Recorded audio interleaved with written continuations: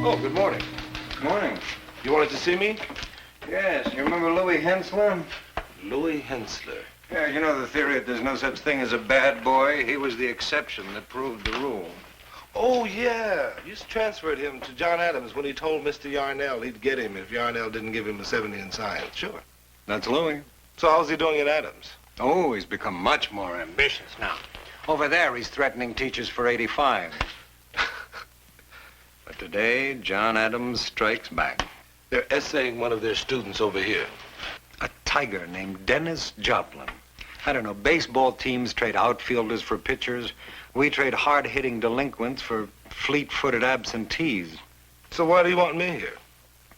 Because I am assigning Dennis Joplin to your homeroom. Thank you. It's my pleasure. Besides, with a record like that, I'd be afraid to meet him alone. Mr. Kaufman, Dennis Joplin is here to see you. Oh, thank you, Bonnie. Send him in, please. Dennis?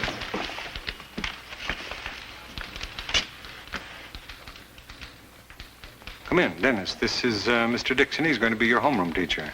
How do you do, sir? Hello, Dennis. How are you? And pleased to meet you, sir. Yes.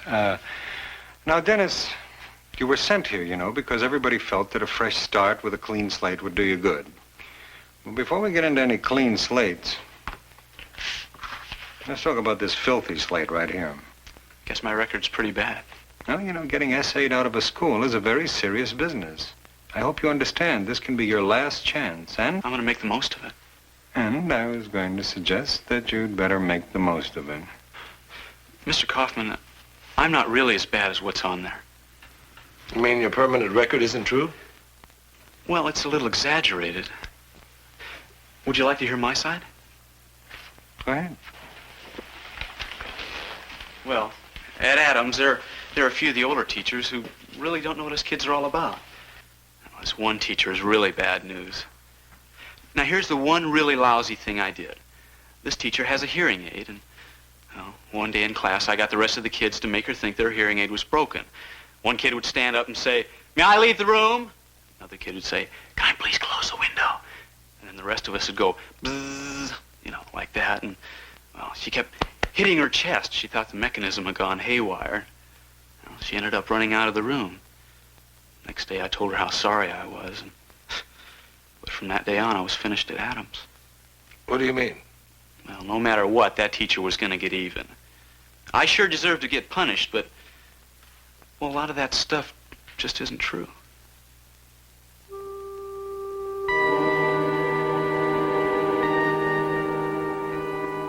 And she stopped me from running for class president and had me kicked off the basketball team. You know, I would have started if it hadn't been for her. You must be pretty good. Adams had a tough team last year. Morning, Mr. Dixon. Oh, hi, Richie. Richie, this is Dennis Joplin, who's transferring from Adams. The basketball player. Richie here is the manager of our team. Hi, Richie. Hi. We can sure use you because our 5 starters graduated last year. Just go on then, Miss McIntyre. I'll take care of you. Thanks a lot, Mr. Dixon. You know, I think I'm going to like it here. See you later, Richie. All right. Mr. Dixon, you have any connection in the music world? See, me and a bunch of the kids been planning to go to the Rolling Stones concert Friday night. And now we can't get tickets because they've been sold out for a month. Sorry, Richie. I wish I could help. Not exactly Phi Beta Kappa, huh? Well, up until long division, you were doing fine. That's no joke. When I was a kid, I was good in school. But then... Then what? Then Mom and Dad started to fight. Well, he wasn't around very much. Mom had to go to work in a drive-in. That left me and Angie, that's my kid sister, kind of on our own. What's your father doing now? The thing is, Miss McIntyre, those grades are mine. I know what you're getting at, but my home life wasn't any worse than a lot of kids. That's true. But it never hurts to understand the reasons behind the student's record. Well, okay. About 3 years ago, my dad went to see a movie, and he never came back. Did you ever try to tell any of your teachers at Adams about all this? No. Why? Well, like I said, I didn't want them to think I was making up excuses. I don't want you to think that either.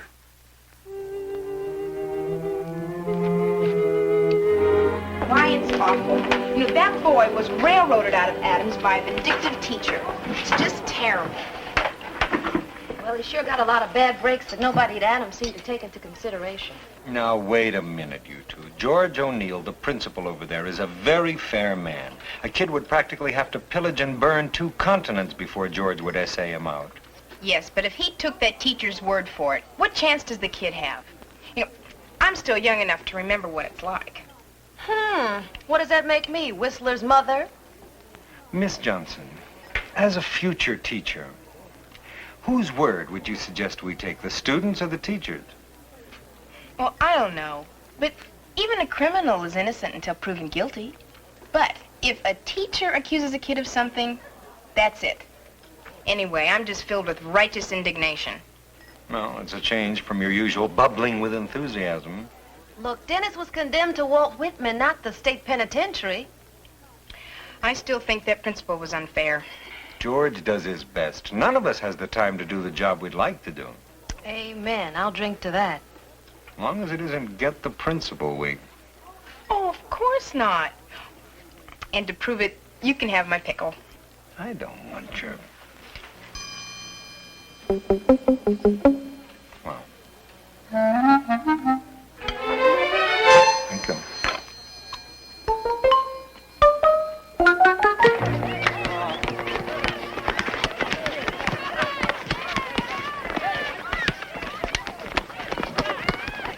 Hey, Dennis! Me? Yeah, come on over.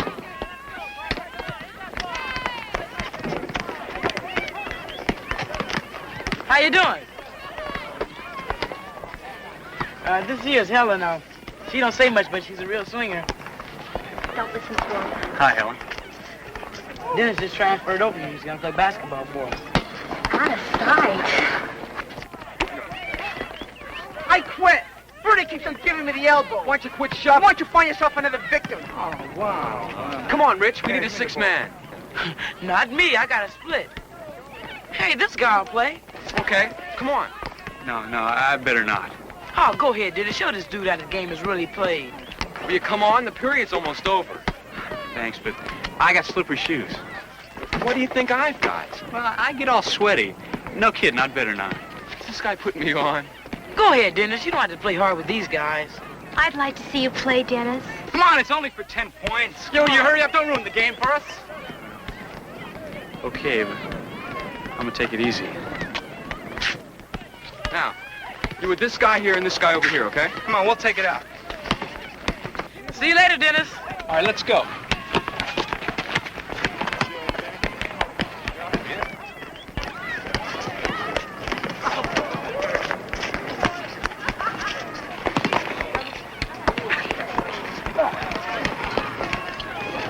I wasn't ready. I didn't even know it started yet. What do you want, an engraved invitation?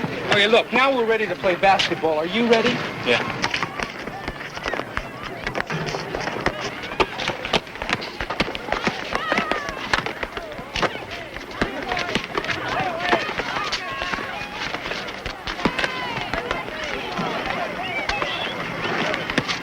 Oh, man, what did I do to deserve this? Well, I told you I had slippery shoes. I think your head's slippery.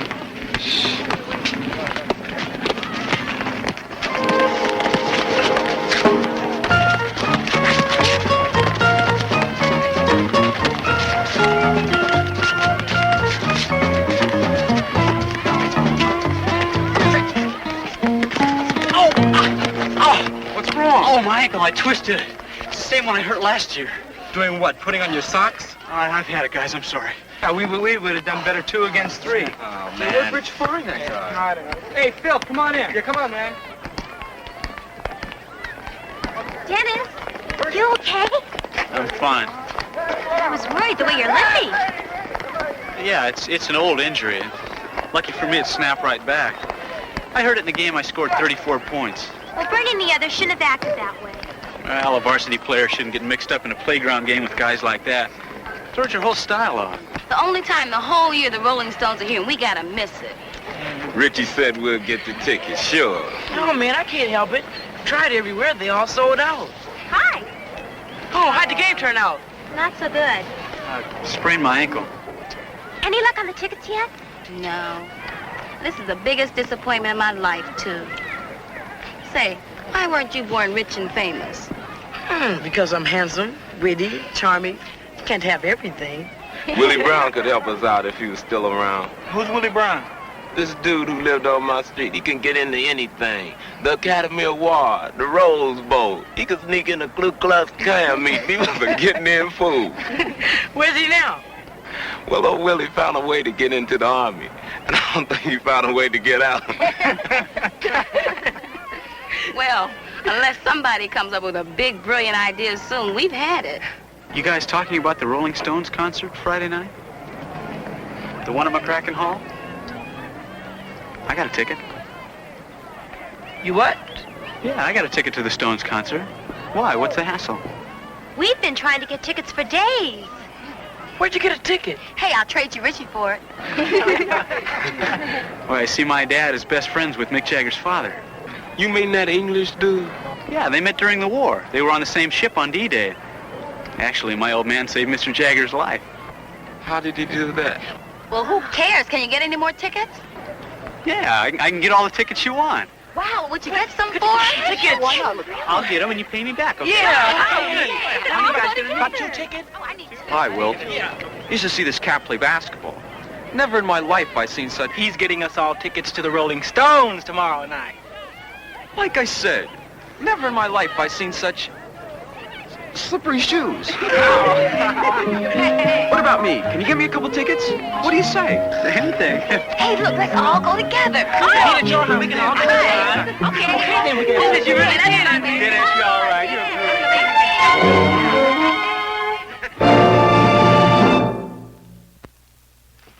But the Bill of Rights says that a citizen should be allowed to own firearms. Yeah, because in those days there was a standing militia, and people needed guns to fight the Indians. Well, don't you feel that a man should have the right to defend his own home? I thought that's what the police are supposed to get paid for. That's true, but the police can't be everywhere. More people got guns, more people get shot.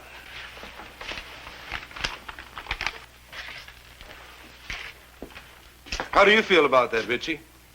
What? Sorry, Mr. Dixon, I wasn't paying any attention.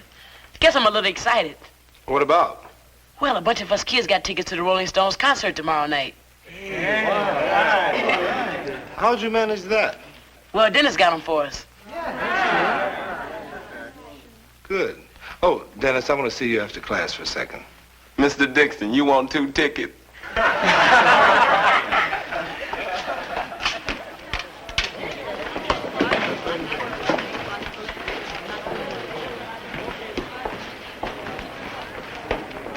You want her to see me?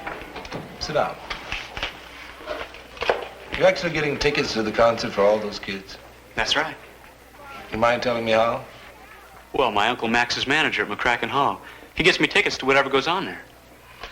Dennis, you know how much Richie and the others are looking forward to seeing the Stones. Are you kidding? It nearly blew their minds when I told them I could get them in. Then you know how bugged they'd be if something should happen and they couldn't make it. Well, what could happen? Listen, I can get 50 tickets if I wanted them. You wanted to go, Mr. Dixon? I can get you a couple tickets, too. No, thank you. Well, listen, I got bio next. I don't want to be late. Excuse me. Hey, let me know if you want a couple for tomorrow night. It's no problem. See you later.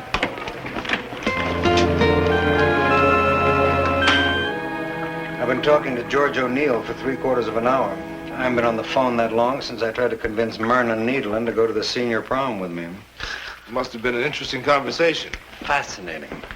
A, Dennis never had a woman teacher who used a hearing aid. B, he does not have a sister. And C, his father's a very successful chiropractor who lives at home. He lied from beginning to end. I was afraid of that when I saw he couldn't play basketball. George said he lied about absences, about being excused from exams. He even lied about his name. He called himself Fred Spicer. Well, wasn't he sent to a school psychologist? Mm-hmm.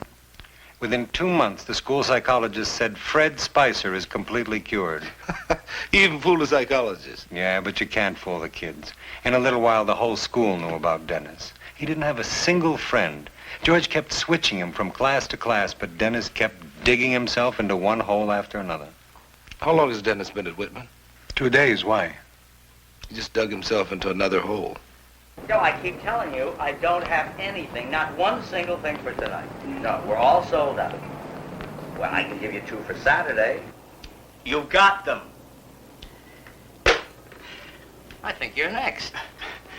I'm Dennis Joplin. I'm very happy for you. I've come to pick up those 14 tickets I ordered for the Rolling Stones concert tonight. Joplin? Joplin. I'll check my file. Oh, come on now, not again. What do you mean? The last time it was a Beatles concert. I had to wait over an hour before you could find them. Well, I see. When did you order these tickets? About a month ago. I called back last week to make sure you had them. Joplin. You called back last week? I sure did. I called and whoever I spoke to said you had them ready and waiting. So somebody goofed. I'm sorry about this mix-up. That's okay, as long as I get the tickets. Was it a lady's voice? Yeah. Now that I think about it, it was a lady I spoke to. That's funny, because no lady works here. But no lady has ever worked here. Why? You better beat it, kid.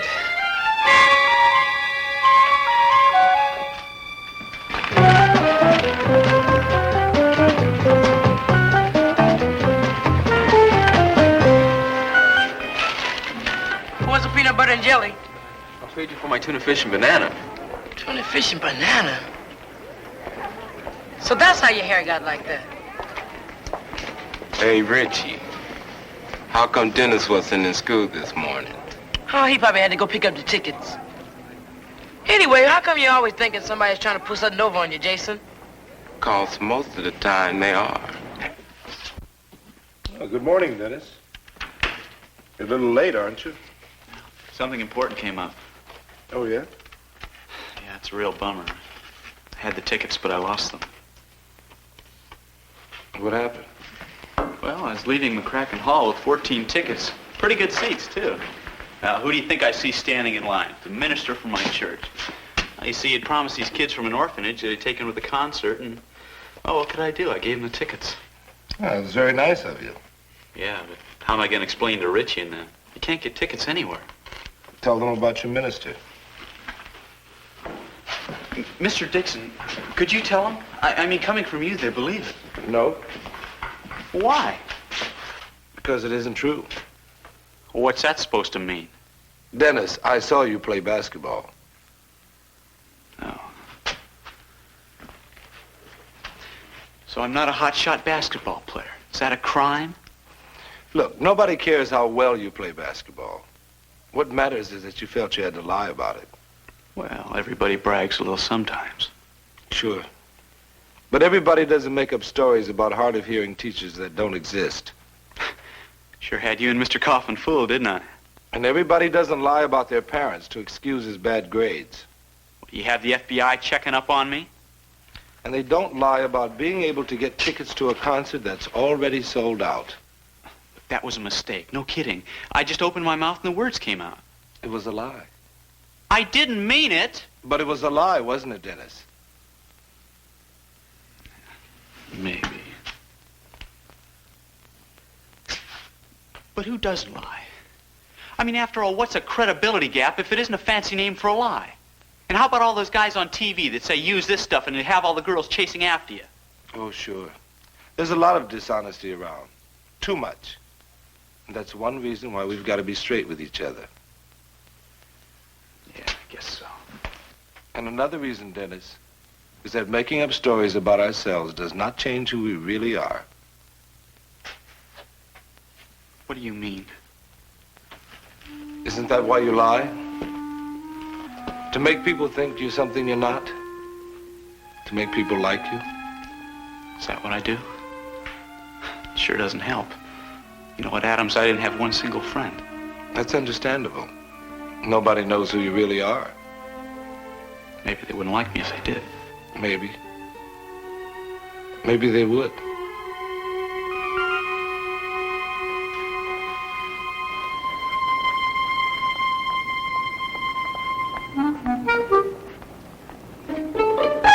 Quit it. Quit what? Giving me those Jason Allen looks. I didn't promise to get the tickets. No, but your pal did.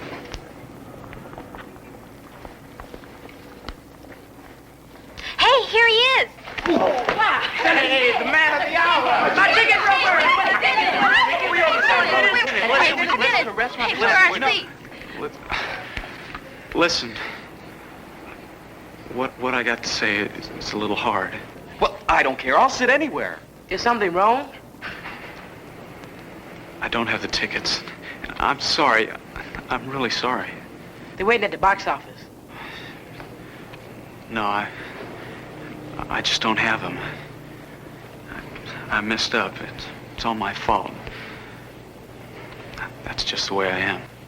What happened? Couldn't you get the tickets? You didn't get the tickets, Dennis?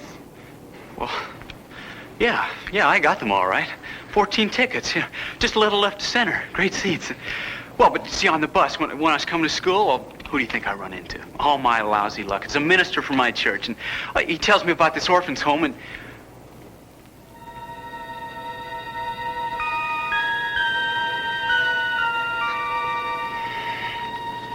No, it's all a lie. There never were any tickets. My father's never even heard of Mick Jagger.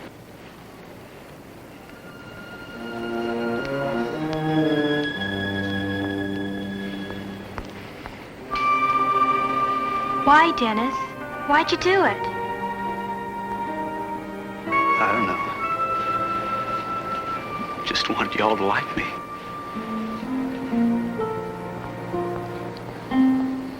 Man, you're nuts.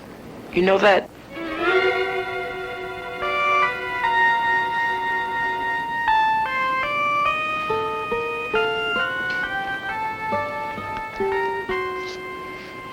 Hey, Dennis. See you Monday.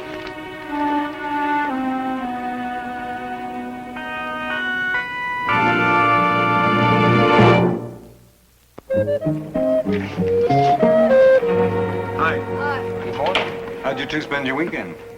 We went to a terrible party Friday night. It was a beautiful party. Mm-hmm. Then you spend Saturday and Sunday arguing about it, right? Right. Good morning. Hey, how was the Rolling Stones concert Friday night? Well, as a matter of fact... Dennis came through, didn't he? I knew it. Was it really wild? I mean, tell me about it. Well, I think it was definitely a musical breakthrough. You were there, too? Was he there? He performed.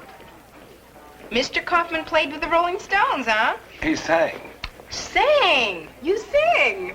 Oh, I've been known to belt a few slurred, raspy solos.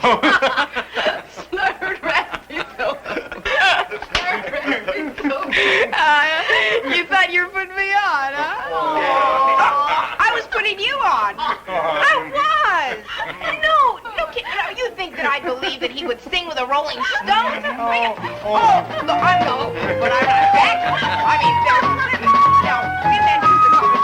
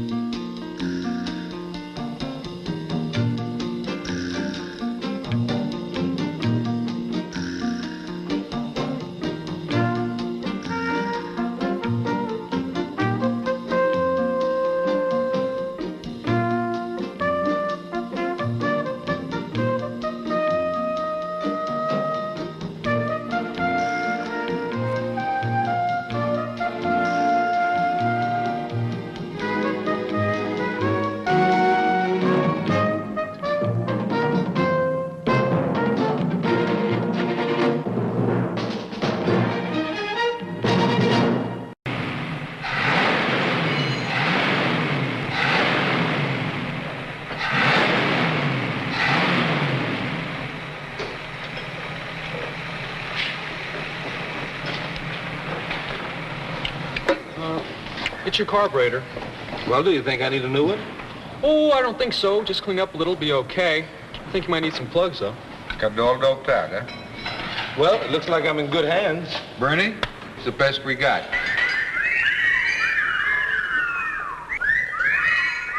Oh, no, not again. Here we are again, Mr. Blackwell. I know we're the two people in the world you most wanted to see. First my bursitis, now this. Mr. Blackwell, we wanted to give you another chance to yield gracefully. We're basically a non-violent group. WARP is committed to the concept of peaceful reform whenever possible. We're hoping today you might see the justice of our position. I already gave you my answer, girls. Oh, excuse me, Sandy. Did I hear you say warp? That's right, Mr. Dixon. That's the name of our organization. W-A-R-P. Women are real people. Oh, I didn't know there was a debate on that point. No? Well, let me ask you, Mr. Dixon. Shirley would like to be an automobile mechanic. She wants it just as much as any boy here. Now, why shouldn't she be allowed to take this course? I don't know, Sandy. Mr. Blackwell here is in charge. This is a boys' shop. It's a boys' course. All right, Mr. Blackwell. I'm sorry you can't see things more reasonably. I think you'll agree we've given you every chance.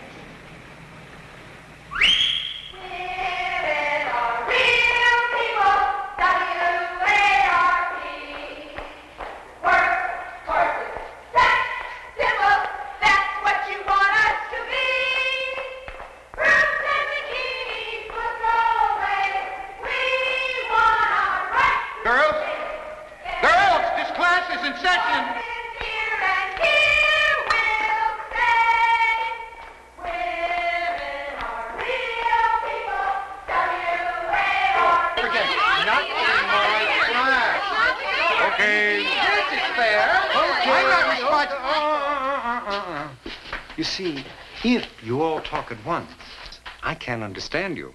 Sandy, suppose you speak for your group. Well, why shouldn't a girl be a mechanic if she wants to? You know, Mr. Kaufman, what it's like to get your car fixed, right? First, you have to make an appointment as if you're going to see your pediatrician, for goodness sake. Right, it takes It's been years since I've seen my pediatrician. And then half the time, the only real work they do is add up the bill. You never can be sure they fixed anything. That's not true. Let her finish. Why this indifference to the customer? Because the demand for mechanics is greater than the supply, because they're all men. That's right. Okay. Mr. Blackwell? Okay, let's switch things around a bit. How would you like it if some boy wearing an apron came into your cooking class? We had one last week. Oh, by the way, how's Ferguson doing? Wonderfully. Yesterday he got his omelet to rise. Good for Ferguson. Do you realize what would happen if we tapped this huge reservoir of women power? What that competition would do? Do you realize how many women mechanics are at this very moment washing dishes or changing babies? Free those women. Then you'd see the men tighten up and do a job. Yeah, that's right. Then who would wash the dishes and change the babies, may I ask? Don't ask. What law is there that says that only women... Miss Adams, my turn. Now, this may come as a great shock to everyone, but you're not going to get an argument out of me. Oh, that's unbelievable. I agree with you that there is nothing in the school rules that says that a girl may not elect the automotive course. I only wish you'd come to me sooner. We could have avoided a lot of sound and fury. Now, John, I'm sure that the presence of one young lady in your class is not going to constitute a serious disruption. That's easy enough for you to say.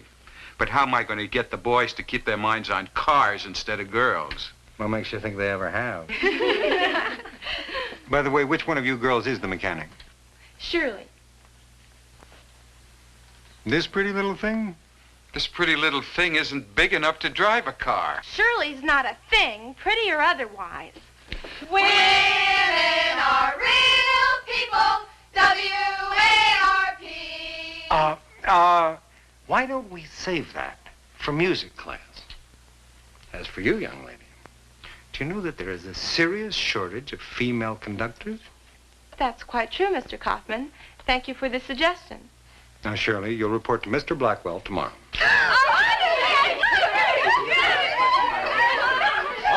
right. Thank you, one and all. Goodbye, everybody. It's a pleasure doing business with you. Hey, wow, he was and they hardly even put up a fight. Oh, they never fight. They just patronize us. Sandy? Hi, here are your notes. That stuff on H.G. Wells was just what I needed. Now all I have to do is figure out who H.G. Wells was. Could you read them any easier this time? Oh, I got your handwriting down now. As soon as I figured out that you cross your I's and dot your T's. What are you, Aries? No, it's just difficult. Mhm. Actually, I'm Pisces. Yeah, I'm Sagittarius. Are we compatible? H.G. Wells. He was essentially a teller of tales. Now, George Bernard Shaw was a creator of memorable characters. Now, of all the English writers, Shaw was the creator of great heroines, like Cleopatra, St. Joan, Mrs. Warren, and Major Barbara, all of whom are what we would call emancipated women. You know, Sandy, you and the girls have been caught up in women's lib would really appreciate Shaw's attitude toward women. He was a great champion for women's rights in his day, you know? One of the things he said was, women are only called womanly when they regard themselves solely for the use of men. Bernie? Well, that is very interesting. But what does it mean? Well, it means that men have always tended to look upon women as sexual objects first and people second. Okay, now, what are you laughing at? Women want respect. They want to be thought of as equals. They don't want to be looked upon as just a pair of legs or a pair of... All right. Bernie, how would you feel if when you went walking down the street, girls whistled at you? See, you'd be flattered for a minute, but you wouldn't feel very respected, would you? Well, if they don't want us to look at their legs, how come they all the time showing us?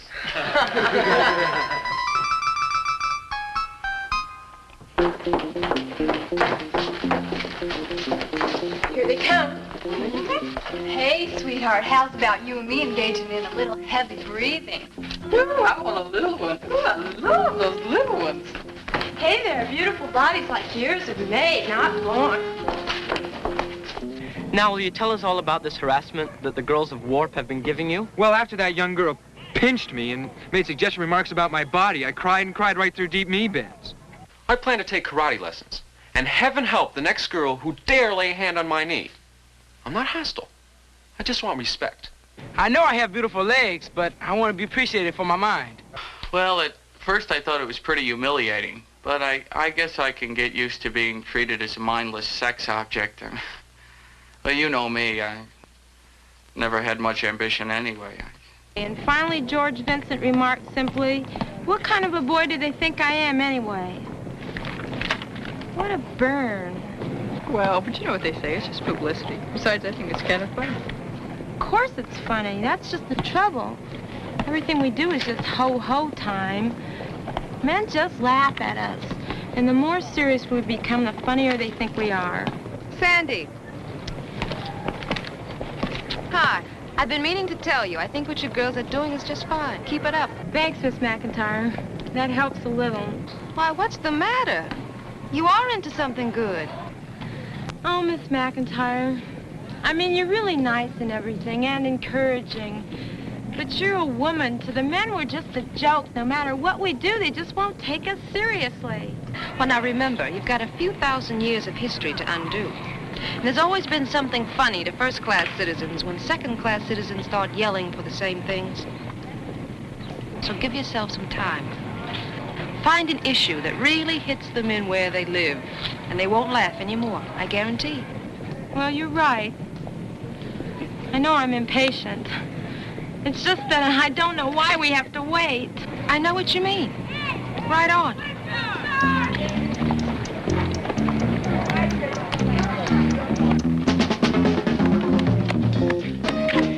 Can we have a ball, please?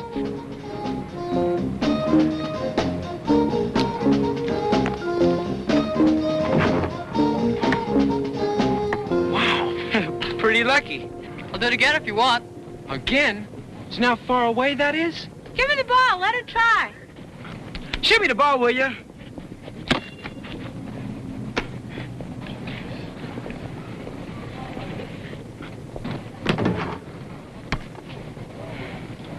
Good shot. Yeah. See you around. Yeah, see you around. Did you see that? Hey, Helen, when'd you learn to do that? I don't mean the shot. I mean the boys. Did you see their faces? What'd you see on their faces? Well, they were surprised. I'll tell you what you saw on their faces. Respect. Look, I got a B+ on that test on H.G. Wells. That is the best grade of my entire life. And I owe it all to you. Of course, I crossed my I's and dotted my T's, and Miss Johnson couldn't read it, but... Larry, we want to get Halloran on the basketball team. Well, that's not hard. I mean the boys' basketball team. That's hard. Oh, Larry, will you coach her? She can shoot like you can't believe. It's just that she needs some help on some of the other parts of the game. What is this, your Amazon Society's latest blow for women's liberation? Why are you laughing? Because you're not. All right, Halloran, let's warm up a little. Let me see you move. Take it easy, relax, take a few shots.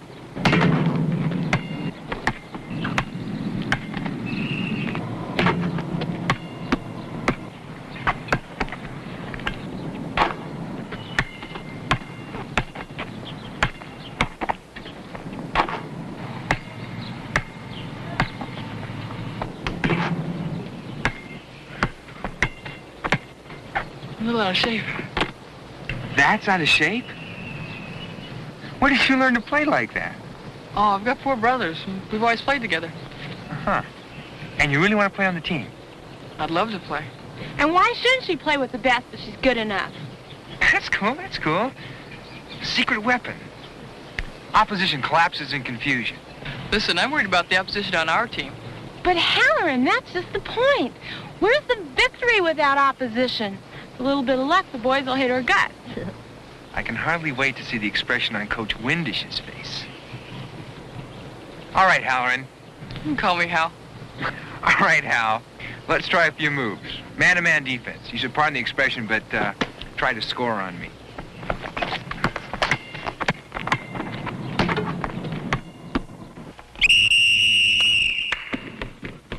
All right, guys, here's what we're going to do. I want you to form a single line behind the midcourt stripe. As the ball is passed to you, sound off with your name loud and clear and go in for a layup. All right, you got that? Yeah, right. Okay, let's go. All right, let's go. Yeah. Wilson! I don't see Halloran. You see Larry Silverstreet? Yeah. Right behind him. Jamaican! Oh, she looks just like one of the boys to me. Silverstreet! But what about her voice? Halloran.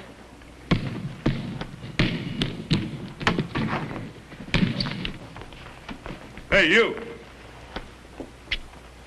What'd you say your name was? Halloran, sir. Let's see you do that again.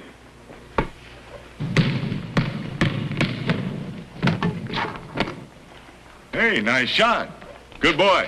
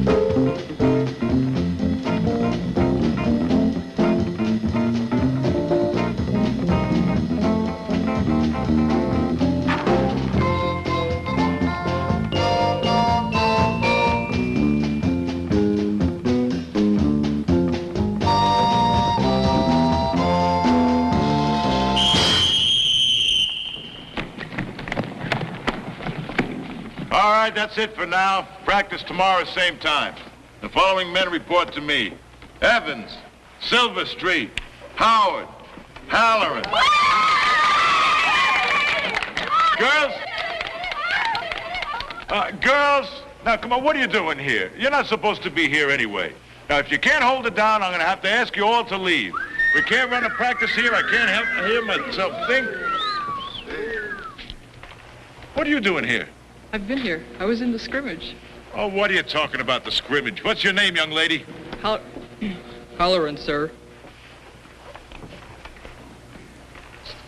But you can't take her off. You gotta give her another chance. What do you mean I can't take her off? You see how I'm taking her off? She's off. Mr. Kaufman, you see, that proves it. Mr. Windish had Halloran on the roster, and he's only cutting her because she's a girl. If she's good enough, why can't she be on the team? If she wants to play basketball, let her play on a girls' team. But she's good. I don't care if she's good. She's not going to play on my team. Mr. Windish, at the risk of bringing up a sore subject, when you consider the record this team has had the last 3 years, I don't think we can afford to pass up any candidate. You put that girl on the team, we'll be the laughing stock of the whole league. Not if you won a few games. All right, all right. Dixon, you want to be the coach? You be the coach. I honestly haven't heard one real reason for keeping Halloran off the team as long as she qualifies. Because she's a girl. That's not a reason. Okay. I think I've come up with a way to settle this thing if Mr. Windish will go along. Why don't we ask the boys from last year's team if they'd be willing to have a girl in their midst? Absolutely. I got nothing against that. I know how they'll answer. Okay. Let's take the vote. How many of you go along with Mr. Windish and would like to have an all-boy team? It's 5 against. Is there any point in asking if anyone is for having Miss Halloran join? Well, a hand. Silver Street. Miss Adams, afraid that settles it. I guess there's just a few pockets of resistance that still aren't willing to be liberated.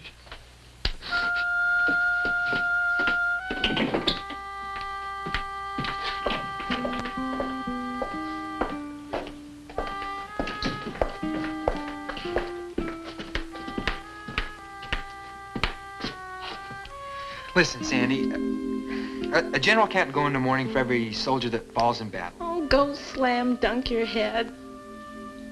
Are you crying? Yes. And often, and when I'm not smoking cigars or lifting weights, I laugh and cry, almost like a real human being. Sandy, I'm sorry it didn't work out. Tell Halloran that, will you? I can't face her. She knows how you feel. Well, you did all you could. What do you mean all I could? I did better than I could. You're crazy. You're crazy. Yeah, but how's Girl gonna move up there for the rebound? Well, what makes the difference? I mean, you've got to admit she's the best shooter you've ever seen. So what do you guys got to be scared of? Scared? Well, who's scared? How'd you make out with your car? Oh, just fine. That little girl really knows what to do with a carburetor. Oh, yeah? Oh, I knew I'd never get out. Hello. What can I do for you, boys? Mr. Kaufman, we wanted to talk to you about that girl, you know, Halloran or Halloran? Yeah, yes, sir, Halloran. That is, we've been thinking, what do we have to be scared of? Are you scared? No, no, no. I mean, we just thought it was very weird to have a girl on the team, that's all. No, what happens if she turns out to be better than you guys? Better. She's just a girl. It's just a girl. Yeah. Nothing to be scared of. Yeah, right, right. Yeah, why don't you just give her a chance anyway? Otherwise, it makes us look bad. Like we're scared. Yeah, just give her a chance. After all, what do you guys got to be scared of, right? Right, right. That's just the way we feel about it, Mr. Kaufman. Halloran.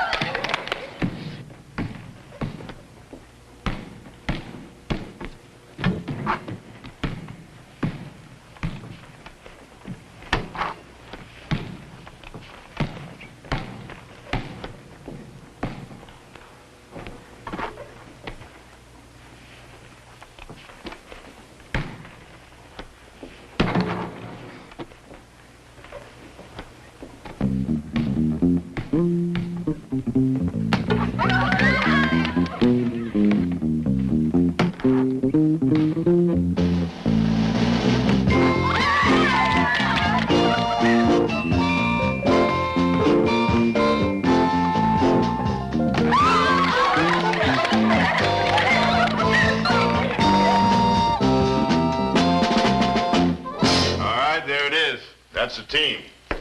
Now, the rest of you guys, you keep trying, you hear? Let's see, Munson made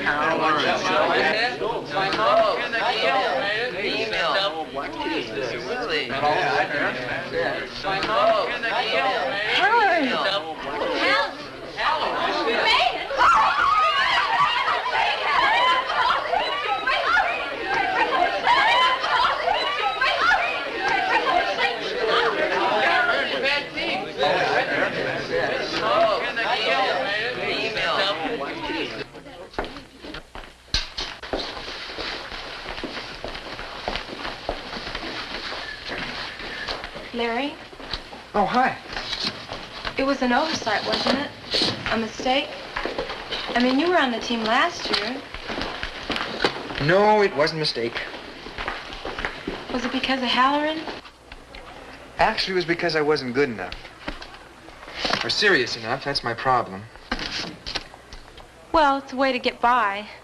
I mean, if you don't take things too seriously, then you can't get hurt.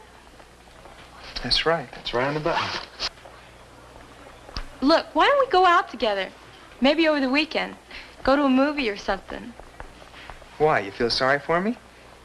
Well, if I do, it's because I have a tendency to take things too seriously. Only if you promise to keep your hands to yourself. I'm not making any promises. Egad, Silver Street, the woman is mad for you. Absolutely mad for you.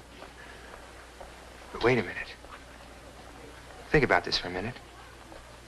Are you ready to become involved? What about your life, your career, your ambitions? Are you ready to tie yourself down to this creature of lust? Remember, men are only called manly when they regard themselves solely for the use of women.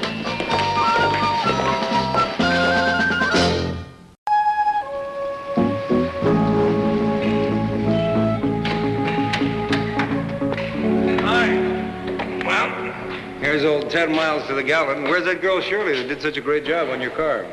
She's not here. Not here. This is 6th period, isn't it? Right, but she left the course.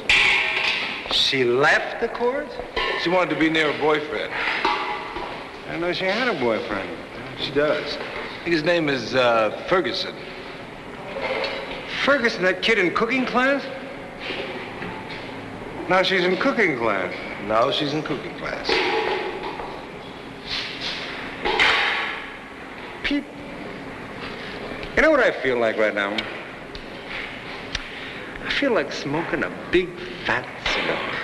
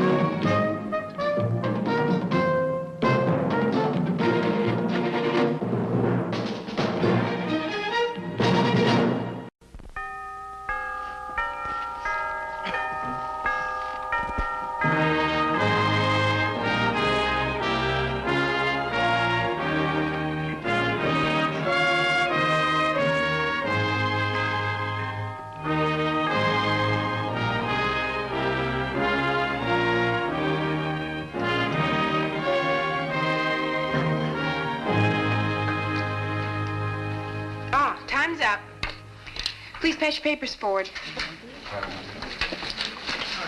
How'd you do, man? Spelled my name perfect. Now I want to tell you about your final essay assignments. That's no attitude. This is your last chance to express yourself at Whitman. What was our first chance, Miss Johnson?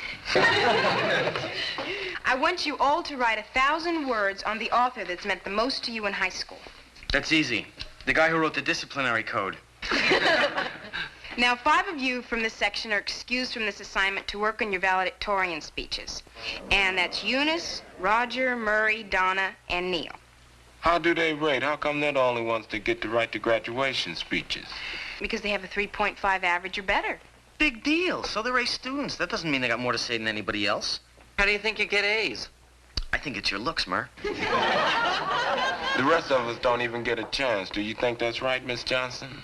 Well, it's tradition that the cum laudes give the speeches. Tradition? Well, I agree with Jason and Stan. Why should only the A students be the ones to speak? What are you doing? See, she's not afraid of competition. Maybe we ought to talk to Mr. Kaufman, huh? All Kaufman will do is show the state rules on graduation, that's all. Yeah, you know who wrote those? The same guy who wrote the disciplinary code. How come you're pleading their cause? Because, Mr. Kaufman, I happen to think the students are really right. They do have a good point. You know, Webster defines a valediction as a statement on leaving, not an IQ test. Now, a 3.5 average says good student, right? It also says hard worker.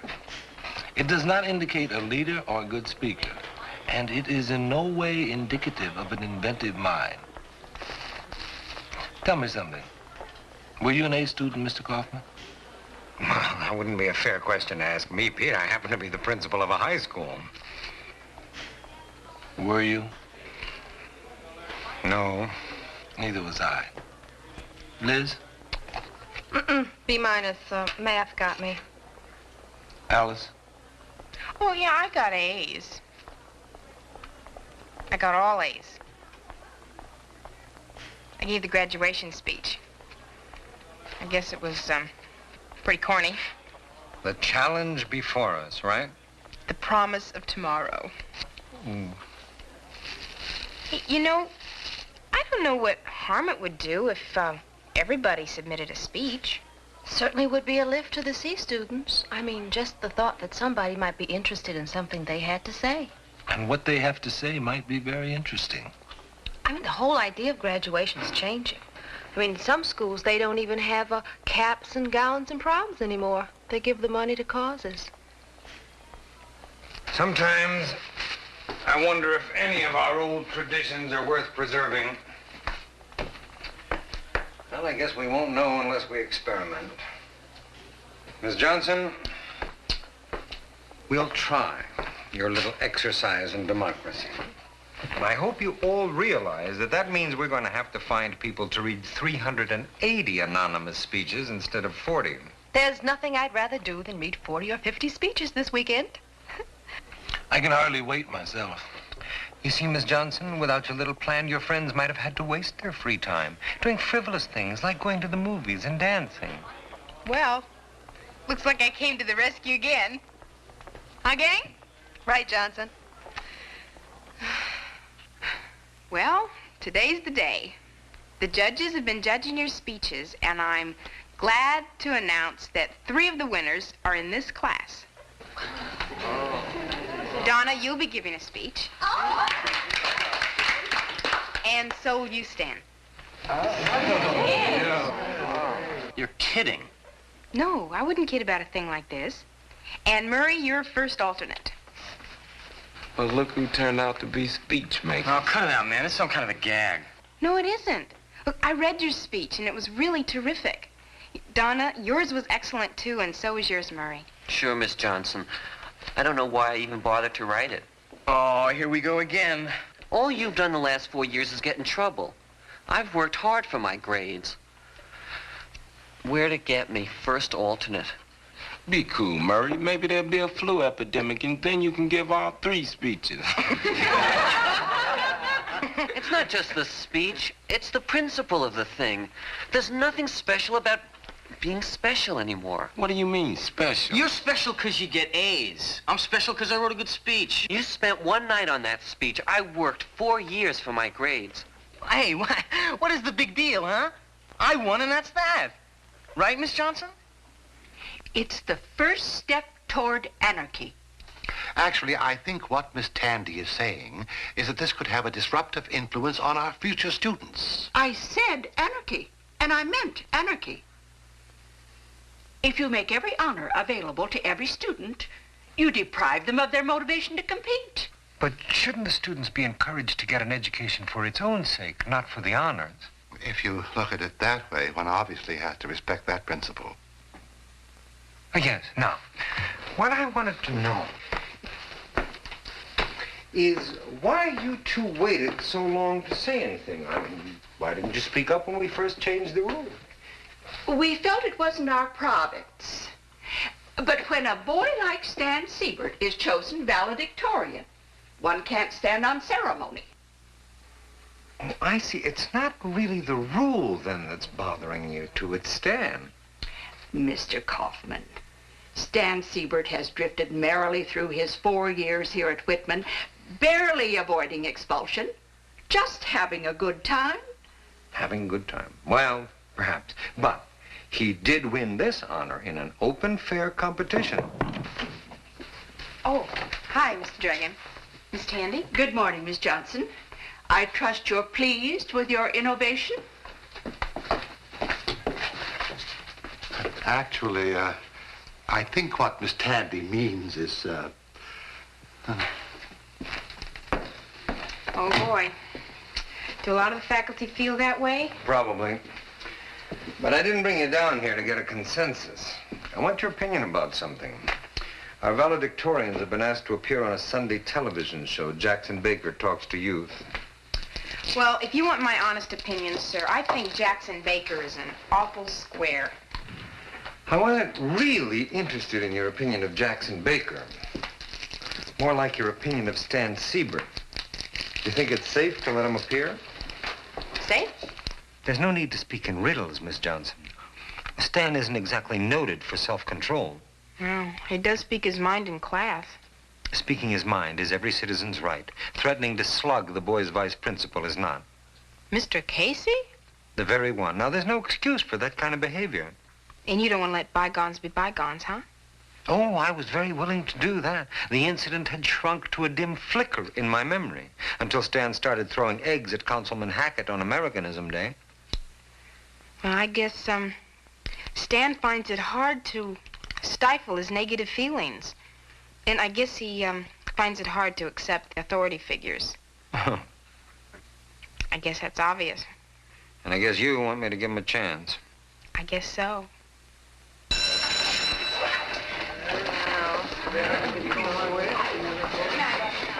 Bye. Hey, Miss Johnson. Miss Johnson, are you going to watch me on television? Of course. Oh, Miss McIntyre's having some of us over for brunch, and we're all going to watch together. Hey, far out. I'm going to have my own fan club. Right. You know, I really owe you a lot. Stan, I didn't write your speech. No, I mean, well, I don't mean that, but you did go to bat so that we could all write the speeches, you know? Anyway, it's a lot more than that. You're really a good teacher, you know that? Thank you. You know, if it wasn't for you and Mr. Dixon, a couple of others, I probably would have dropped out of this place a long, long time ago. You really listen, you know? You really listen. Like those other teachers, some of them, man, you raise your hand and they listen, but, wow, it's like they were waiting for some kind of a bus, you know? What are you going to do after graduation, Stan? I don't know. I don't know. My father says he could probably get me a job where he works. Have you thought about college? Oh, yeah. But you know what my grades are like. Harvard and Yale are not exactly fighting over me. How about starting with junior college? Yeah, I know. I've been thinking about that. If I got a job, I could probably take classes at night, couldn't I? I hope you do. I don't mean to push you or anything, but I think you have an awful lot of potential. You can push. I don't mind. I'll see you later. I said it's not the sum, it's the principle. Okay, let's talk a little bit now about the curriculum. Well, I do think some of our courses could be more relevant. That's an interesting point. A lot of the stuff we're required to take doesn't have much to do with what our lives are really like. For example, the language courses. We don't really need all that stuff, and I just don't know. That is fascinating, Donna. Aren't these kids something? They question everything. It's a tonic just to be with them. Now, let's talk a little bit about the extracurricular activities. Willard, are you involved in sports? Excuse me, Mr. Baker, what Donna was saying is very important. Yes, it was. We all heard her, Sam. Stan. No, I mean, she didn't get a chance to explain. You see, that's one of the really big problems in school today. You don't really learn things, you just borrow them. Oh, I don't think you really mean that. Willard, about sports. Who had the best track team? No, I do mean it. I do mean it, Mr. Baker. I mean, it's like the way the system is set up, right? You waste half your time learning facts for the tests. And then a week later, you ask the same questions, you'd think the whole student body came down with amnesia. You suppose there's a chance that anybody from the Board of Education is watching, or is there a football game on the other channel? You're very quick with the jokes, aren't you, Stan? No, it's no joke, Mr. Baker. That's why school's such a drag most of the time. You never get to question things, and... I mean, there's things in those textbooks that don't make sense anymore, but there's no way of... Oh, excuse me, you took the camera off me. You took that camera off me. You think I'm some kind of a jerk? I don't know when the camera's on me? I think you're a very, excitable young man. That's lousy manners to turn someone off like that. I think I have to question your authority on manners, Stan. And it seems to me that you've had more than your share of time. Now, I'd like to hear what Willard has to say about sports. Nobody cares about sports. You have a chance to do something really important here. Did I miss something? This isn't the state legislature, You are Stan. not even listening. As a matter of fact, you make such a good non-listener, they ought to make you superintendent of schools. I really think it's time for you to sit down, Stan, and let somebody else speak. Why should I sit down? You don't want people here, man. You just want bodies. Stan! Hey, come on. This is not a discussion. This is a bigger fake than the wrestling matches. Will you please sit down? Okay. All right, I'll sit down, but will you stop pulling on your ears? I know that's a signal. We regret that due to technical difficulties, we have temporarily lost the sound portion of the Jackson Baker Show. Please stay with us. I think I'll call in sick tomorrow. In fact, I think I'll call in sick today, even though it's Sunday. Can I leave any messages for you?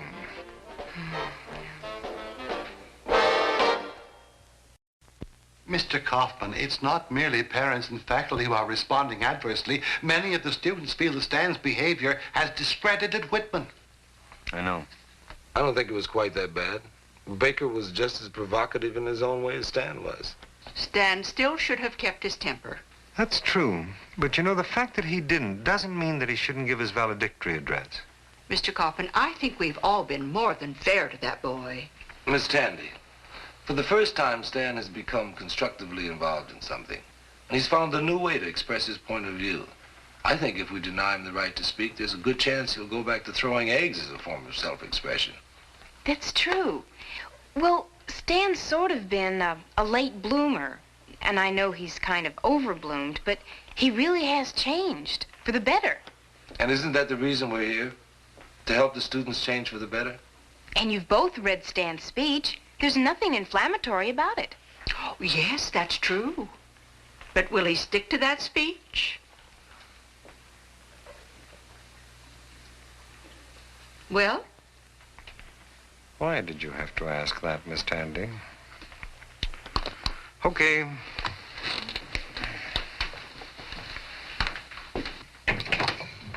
Stan, would you come in, please? Why would he change his speech? Sir? Stan, I want to talk to you about the graduation. You don't want me to give my speech? Oh, no. I'm very impressed with your speech. I'm concerned with the ceremony itself. Stan, you know, graduation is one of those tired old traditions that mean a lot to some people, like legal marriages and a reasonable credit rating. Now, no matter how square those people may seem to you, I hope you're going to respect their rights. I don't understand. I hope that you're going to give the speech that you wrote. Are you trying to muzzle me, sir? If I was trying to muzzle you, Stan, I would muzzle you, and then we wouldn't need this discussion. I'm trying to prevent another incident. What do you say? Well, actually, up till now, I hadn't really thought about changing my speech. But what with all the static that I've been getting about the Baker Show, there are a few things that I'd like to lay on the people, yeah. You really think that graduation is the place to do that? You want an honest answer? Yeah, I really do. I don't know, maybe so. Stan, I've stood by you all along. But honestly, if you spoil the ceremony, I'll never forgive you. Would I really spoil it, Donna? Would I really... If I just told exactly what happened, the way they're trying to shut me up and everything else? My grandparents are coming all the way across the country for this. So they'll find out where it's really at. What's wrong with that? What about Miss Johnson? What about Miss Johnson? She's practically sponsored you as a valedictorian. You blow the speech, you still graduate, right? But she has to stay here. She doesn't even have tenure, man. She could lose her job. Listen, Miss Johnson's okay. She wants you to take a stand. How do you know, Jason?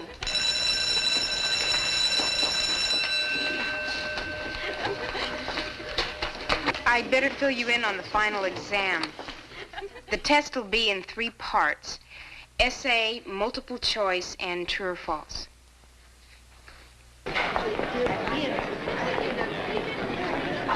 Stan, you nervous? Yeah, kind of. Listen, what should I do? Should I go along with them? You have to decide that for yourself, Stan. Look, if you want me to, I'll stick to my speech. It's not a very good reason. Everything is getting so complicated. It seems like there are so many people involved. No matter what I do, I can't... Just, you tell me what you think, Miss Johnson.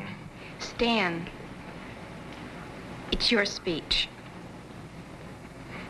Now you better go. You're going to be late for the procession. We will always remember the standards you have set for us. The image of Walt Whitman High School will burn brightly in our memory.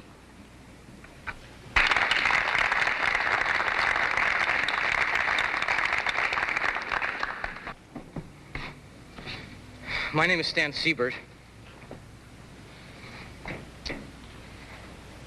I've been through quite an experience in the last few weeks. Some of it good.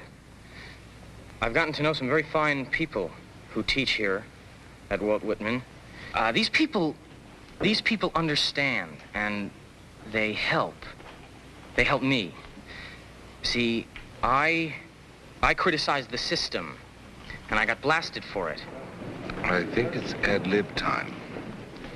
Kids are told that we're sent to school to learn to think for ourselves. Well, I don't think that's true. I think you people want us to buy your ideas wholesale. Well, they're old ideas, and they're worn out, and I am not going to do it. And there are a lot of kids like me. You'd think that you parents had made such a great, perfect world. Well, the world is in pretty crummy condition, and you made it that way. Now, some of you use words, you know, like freedom and democracy and like that. Well, I haven't seen too much freedom and democracy in my time at school. You jam us into crowded classes like a bunch of animals because you won't give your money for bigger schools and better facilities, and then you hire a bunch of teachers to cram a bunch of junk down our throats like trigonometry and French, so that we have to beat our brains out to get better grades than the next kid, so that we go to college where we learn more useless junk that has nothing whatever to do with what we need. Are you pleased with your protege, Miss Johnson?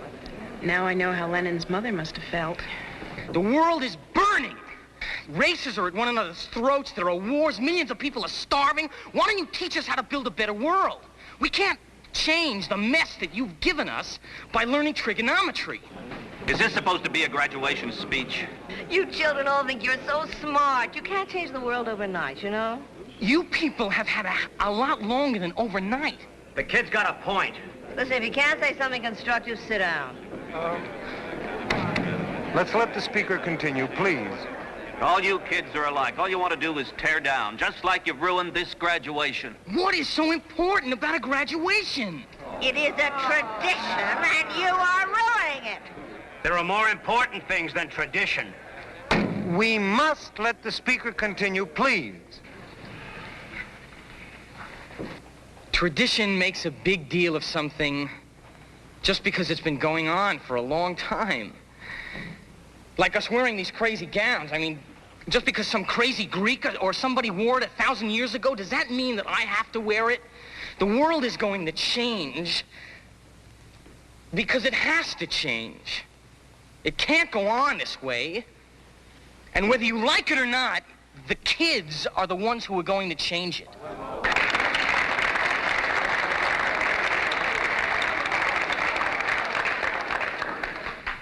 Mr. Kaufman, that child has made a circus out of this graduation.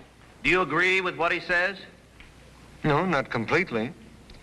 But the important thing is that Stan earned the right to speak and that he was heard. Now, some of us don't like the things that he said, but we're all in one piece. No harm was done. Oh, some of our attitudes were shaken, but then some of our attitudes can stand a little shaking.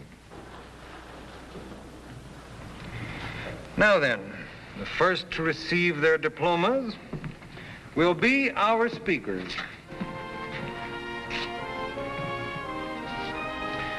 Stan Siebert.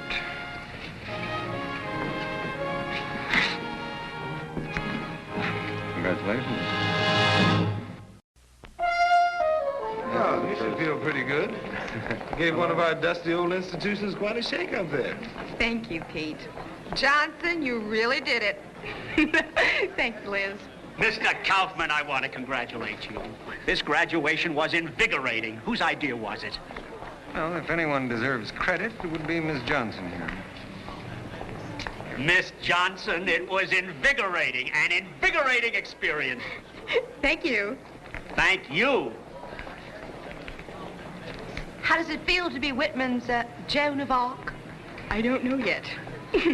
Mr. Kaufman, I am appalled and distressed at that exhibition that we just witnessed. Now, I would like to know just exactly who is responsible for that child being chosen to speak. Well, I'm responsible for whatever goes on here at Walt Whitman. Well, in that case, I would like to ask you... Excuse me, but with all due respect to Mr. Kaufman, it was actually my idea that Stan be allowed to speak.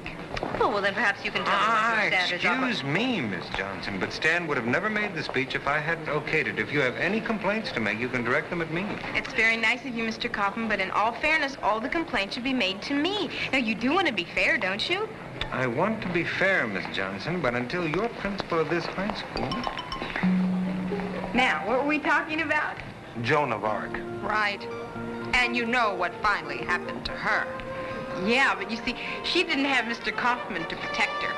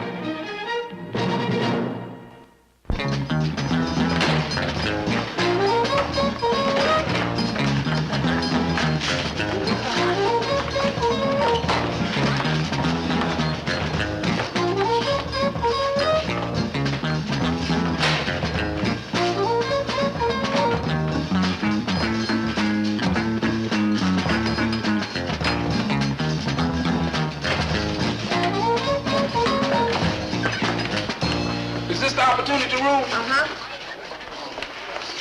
You're not Mrs. Banducci. How come? Exiled again. Back to Siberia. Opportunity knocks, dummy. Someone robbed my English. Hey, we gonna get marked for opportunity. Hey, I gotta leave the room. You just came in. This is a free country, right? No, not exactly. Woo! We got us a right on system. All right, everybody, simmer down. Take your seats. Let's see if we can't get something done. You kidding? Something's done. Now, we don't do nothing. Not here. You're supposed to leave us alone, and we won't bother you. That's right. We're no good. Oh. Now, you were sent here because you got into trouble with your subject teachers, and I would like to know what kind of trouble. Why were you sent here? She insulted me.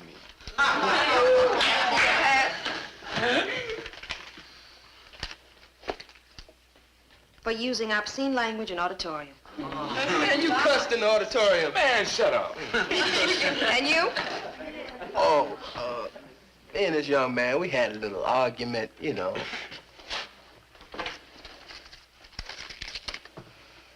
For giving another student a bloody nose. Oh, wow, for shame, man. And what did you do? Like in social studies, I was wondering if to choose between a pear-shaped or a square-cut diamond my boyfriend wants to give me for my birthday. Here we go again, folks. He's also giving me a red Alvarado sports car. Oh. All right. Lack of attention span and non-reality oriented. This is true. What's your name? Tamara. Have a seat, Tamara.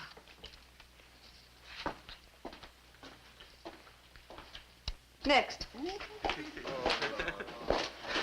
I burped too loud. And the rest of you.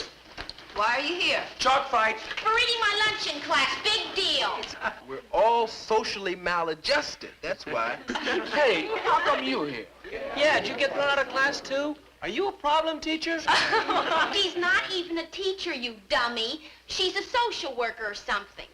No, I'm a teacher. I just specialize in counseling. Are you here to shrink our heads or something?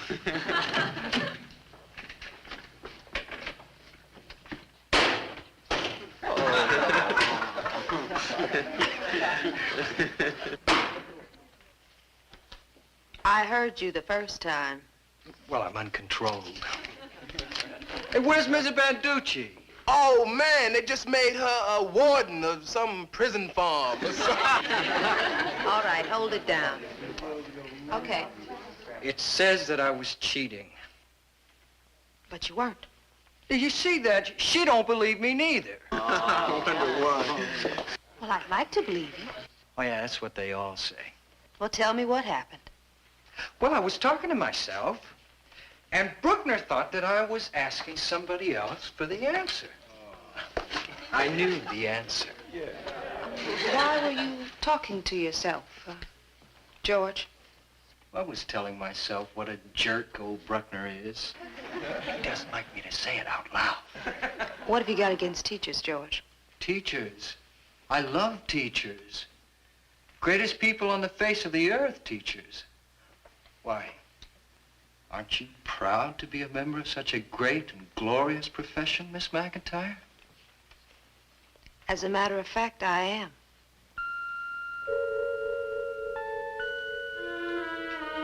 You know, what I don't understand is why they call it the opportunity room.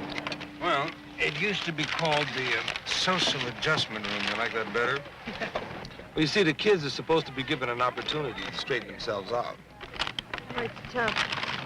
You get the kids for 50 minutes, and every one of them is hung up with some problem or another. Yeah, you don't get to give any grades, so you got no leverage. Something happened. What happened? Nothing. Come on, Liz. Let it all hang out. Who was it? Off the record, Sure, off the record. George Badgley, Who sent him to see you? Bill Bruckner. Oh, yeah, I remember. Curly-headed kid. Lost his cool and blew up at Bill a couple of months ago. I remember that. What happened? He threw a book at Bill. Did he hit him? No, but with that kind of a kid, you can never tell. He smiles one minute and goes wild the next. Did he throw something at you? No. But he's got the nastiest grin. Oh, like he knows what you're thinking. Now, if he gives you any trouble, you send him in to see me. George will be all right. It is not George I'm worried about. No, I like school. I really do. It's the teachers that bug me. I'm going to start this movement called GROT. G-R-O-T. Get rid of teachers. Write box 214, Washington, D.C., and everybody send their contributions to the Opportunity Room. Give me that address again, will you? All right, all right. Does anybody have any constructive suggestions? Like, what would you do if you were in charge of this school? Well, I'd put a moratorium on all homework. And a color TV in every room. Yeah, and 6 months vacation with pay for all kids. All right, get serious. Tomorrow? If you're gonna get married, I don't know why you ought to have to stay in school. Now she's getting married. Congratulations, baby. Let's try something. Now what? Pass the paper back. Put your name, your best subject, and your worst subject. What's this for? Well, I'm going to try to help George get rid of teachers. So we're going to try a little experiment. A skill swap. Students teaching students. If it works, we may be able to do away with teachers forever. I can take that. Alicia, you speak Spanish, so put that down. Can I swap Spanish for touching toes and gym? Hey, I'm great in lunch. I'm fantastic in weightlifting. Yeah, well, then we'll give you all the heavy problems. I'll swap music for help in bio. Tamara, what skill do you want to swap? I don't know. What was your highest grade last semester? B+ in art. Well, put that down. Now try to find somebody to help you with your worst subject, and I'll come around to check. I got all worst subjects. I'll help any good-looking chick in anything. Hey, What about you, George? No, I'm not good at anything. According to Bruckner, that is. Why'd he send you down this time? We had a test. I passed it, but he failed me. Why'd he do that? He has to have some fun, doesn't he? He works long, tedious hours for little reward. Failing me is like a Christmas bonus for old Bruckner. Why did he fail you? Same reason. I was cheating, he said. Well, why did he think you were cheating this time? I had my math book open on my desk.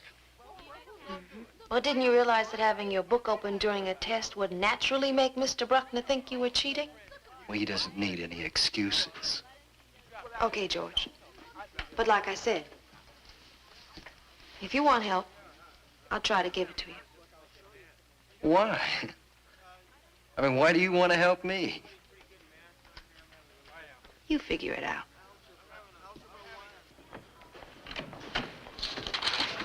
Bill, do you have some time? Sure, about a minute and a half before my next class. Bill, I've been rotated to the Opportunity Room, and Good luck. I have one of your algebra students, George Badgley. George Badgley.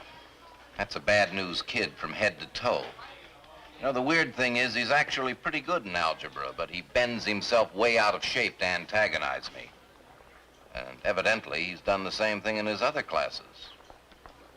If he flunks math, he won't be able to graduate, you know. I've tried with that boy, believe me. But I'm not a psychologist. I get paid for teaching math. Well, maybe if you had a talk with him, gave him some extra time. Memo to all teachers. Please send list of unassigned lockers to office before 3 today. Requisition slips in triplicate due this morning. Age level reports due before 12. Collect all books for inventory. If I gave him a little extra time. Extra time. What's that?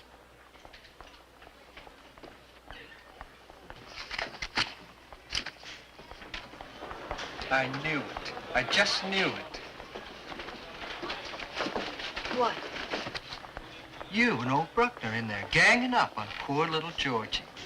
I was trying to clear up the misunderstanding between you two.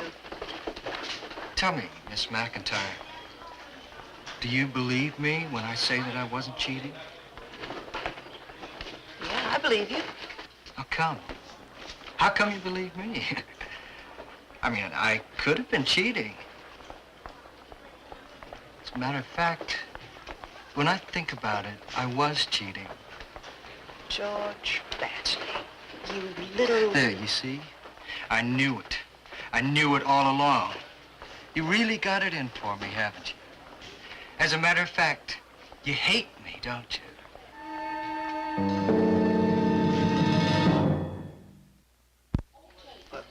Now it's your... Okay, now it's your turn to repeat it, okay? Okay. You can do it. I know you can do it. No, I can't.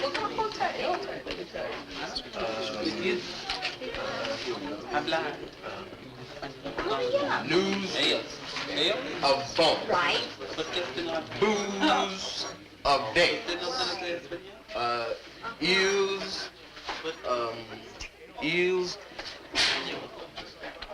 on. Great! I told you you could get it. Yeah, well, pretty soon I'm gonna have to start wearing a beret and eating garlic. Okay. Then I got this Hollywood offer.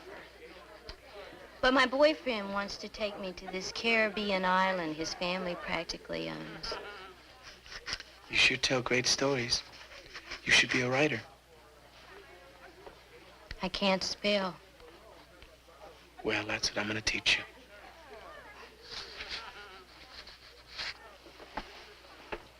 George, Jerry's failing algebra. Why don't you help him?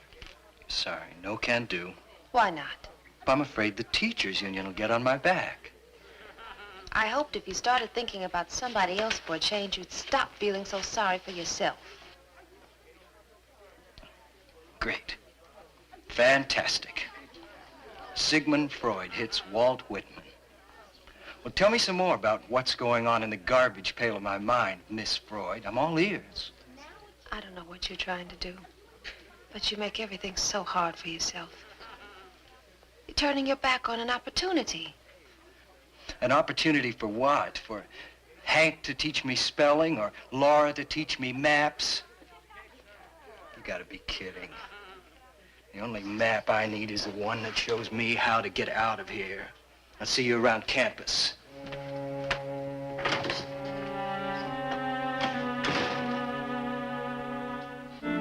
Don't sweat it, Miss McIntyre.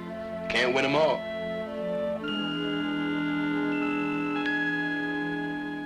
You think you might find something in this permanent record that might help? I don't know. Sometimes I wonder whether any of this means anything at all. Environmental factors, socioeconomic factors, non-academic minded. Non-academic minded. What does that mean? A delinquent. Let me see. We know he's good in algebra. Does he have any strengths or interests that you can work on? If he ever comes back, that is. Insolent, obscene language, disruptive conduct. If it only said latent leader. Or a very high underachiever. Arrogant, seems to think he should run the class.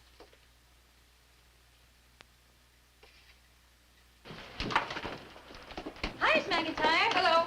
Oh, Tamara, by the way, that was a fine drawing you did for Hank. Was it really? You mean you really liked it? Of course. Why, don't you believe me? Well, I don't know. It's hard for you to believe you do anything well, isn't it? Yeah, I guess it is. Well, take my word for it. It's a fine drawing, and I'm sure Hank really appreciated it, too. I'm glad. Tamara, do you happen to know where I might find George Badgley? I don't know. Oh, is he in trouble again? No, he ran out of school, and I just wanted to speak to him. I don't know for sure.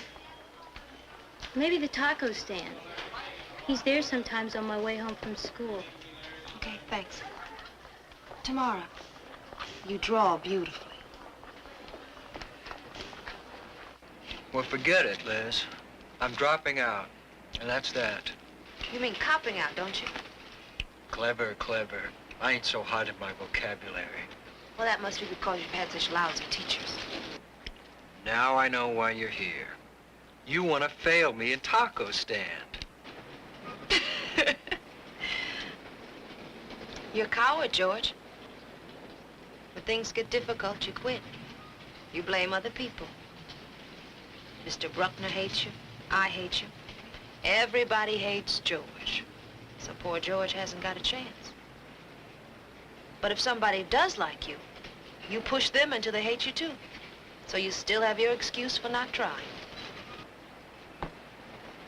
You've really been thinking about me a lot, haven't you, Miss McIntyre? Sure have.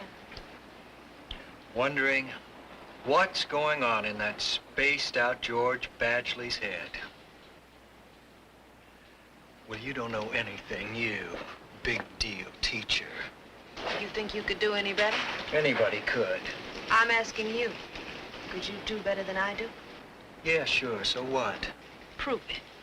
What do you mean, prove it? What are you talking about? Come to school tomorrow and take over the class. I could do anything I want? No matter what? No matter what.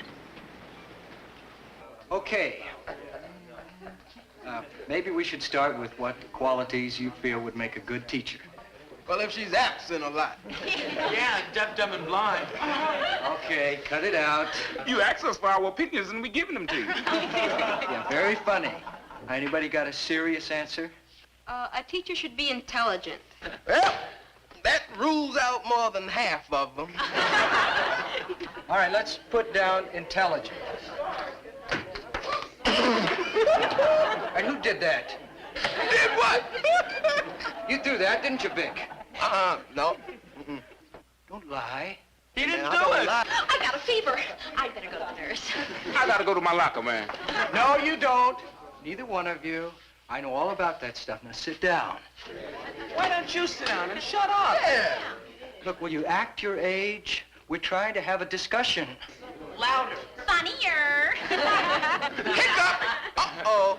I have got the hiccups. You know, all my life I've been trying to catch him, and hiccup, I have finally caught the hiccup. All right. You don't quit, huh? Oh, what you gonna do, man? Send me to the opportunity room? I'm already there. What are the qualities? What's the role of a teacher? I gotta go. My fever's getting worse. I'm delirious. I gotta sharpen my pencil, man. I said cut it out. Now sit down. I gotta go, just for the heck of it. I don't got to go, but I'm going anyway. All right, quiet down. You two, sit down and shut up. You've got a piercing voice, teacher. What is going on here? Oh, I get it. This is your idea, isn't it, Miss McIntyre? You told him to do this, so I'd wind up looking like a fool. Since when do we do what a teacher says to do? That's a terrible thing you just said, George. Miss McIntyre wouldn't do a thing like that. Don't you know that? You. What do you know? You're so spaced out you don't even know your own name. Tamara.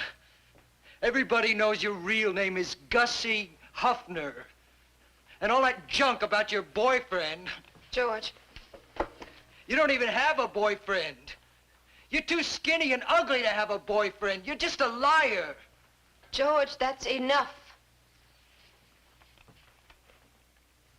That's okay, Miss McIntyre.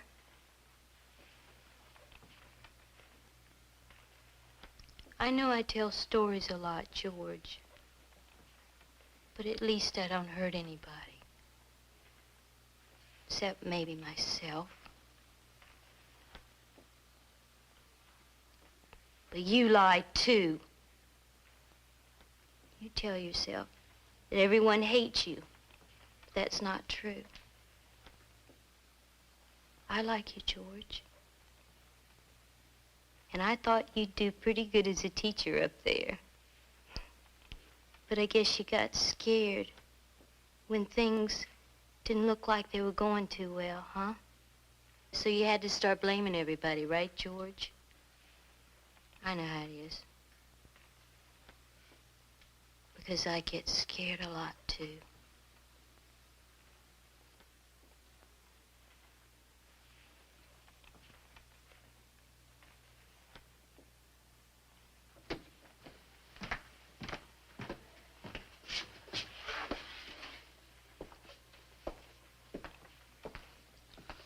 There's not much time left in the period, so why don't we get together with our partners at... Miss McIntyre, can we continue this discussion? Yeah, it's great to say in public what we always say in private. Maybe we can give some real suggestions this time. All right. Miss McIntyre, Yes, George. can I say something?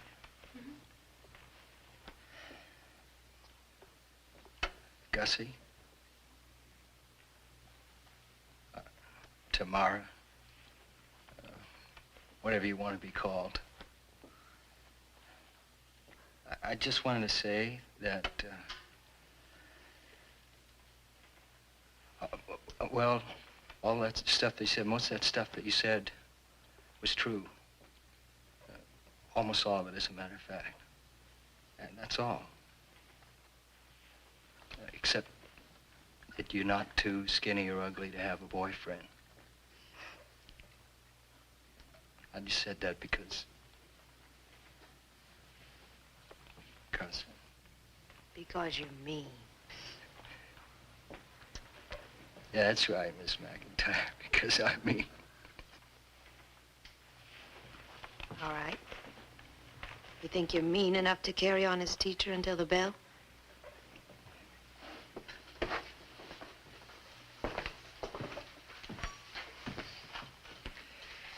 Okay. What about some good qualities? She should greet us with a smile. Yes, you should have patience. Right. She should truly believe what she's teaching. Yeah, and trust the students. And be a friend. Do you know that attendance in the opportunity room has been cut in half since Miss Banducci came back to take over? Really? How come? Well, a lot of kids were purposely getting booted out of their classes just so they could be with you. You were making the opportunity room their favorite subject. Well, it was getting to be mine, too. Well, don't worry about it, because believe me, your good work has not gone unnoticed. We have plans for you. Oh? Oh, yeah. Did you know that we were going to create a greater opportunity room? A greater opportunity room? For those kids who couldn't come up to the high behavioral standards of the opportunity room. But we shelved that idea. Oh, what happened? Well, we decided it would be wasteful and unnecessary. You see, instead of starting a whole new classroom with all the problems that entails, we decided that we would just take all the difficult, unbelievably impossible kids and send them straight to you. What do you think of that? Should I tell him? Do you want an honest answer? Yeah. No.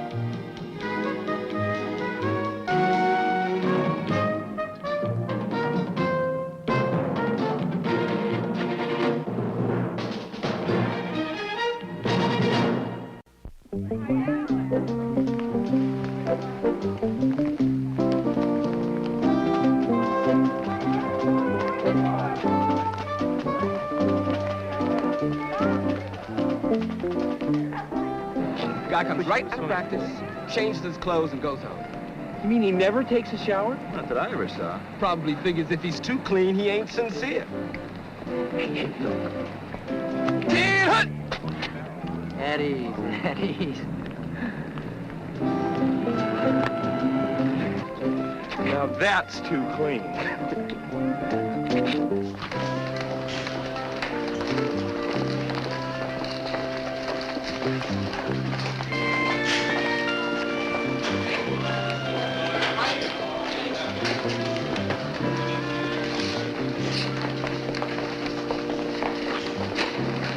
Can I help you? I have an appointment with Mr. Kaufman. Oh, well, you go right down this hall and turn to... I know.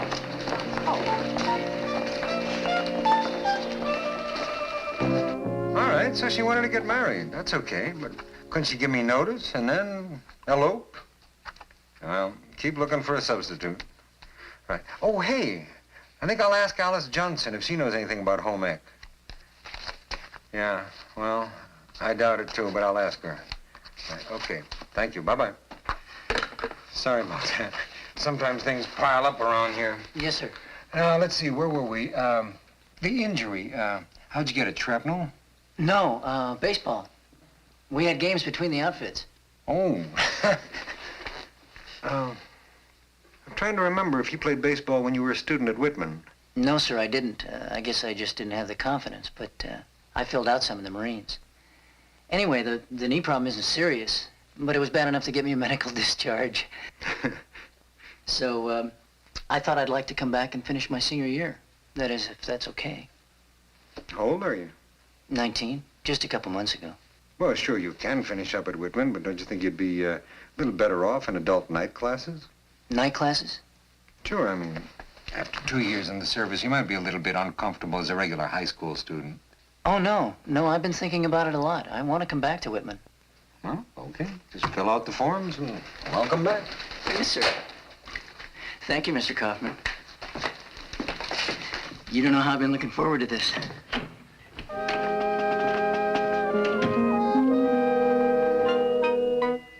But my uncle still hates the Germans and the Japanese. And the war's been over for 25 years. I know. But that's because the newspapers, the radio, newsreels, movies, all showed the Japanese and the Germans as evil people. Unfortunately, many people still think of them that same way. You mean the movies were propaganda too, Mr. Dixon? Sure. You know, movies can be a very effective means of making people think a certain way. What about the TV? Every night you see a war coming from somewhere, Vietnam or the Middle East. But you don't think of those people you see as good guys and bad guys, like in those old movies. You just see poor people suffering. That's true, Valerie. Mass communication has also taken a lot of the glory out of war and taught us a little bit about how other people live. Do you think mass communication will ever help us to prevent war and distrust? Well, what do you all think? Monty. I don't know if this answers the question, but it happened to me. Go ahead. Well, I was just a kid when I joined the service. Oh, just a kid? That's like us. I guess some of you didn't know that I spent over a year in Vietnam with the Marines. I got a cousin Joe in the Marines. Do you know him? That's enough, Paul. Well, anyway, I went to Japan once on an R&R, and that's rest and rehabilitation. Oh, I thought that was Roy and Rogers. All right, let's listen to what Monty has to say. We might get something out of it. Go ahead, Monty. Well, it's really nothing, except I had a lot of crazy ideas about what Japan would be like. But when I got there, I... Hold it. Monty. No, that's all right. Forget it. Okay. Read chapter 9 and we'll continue tomorrow.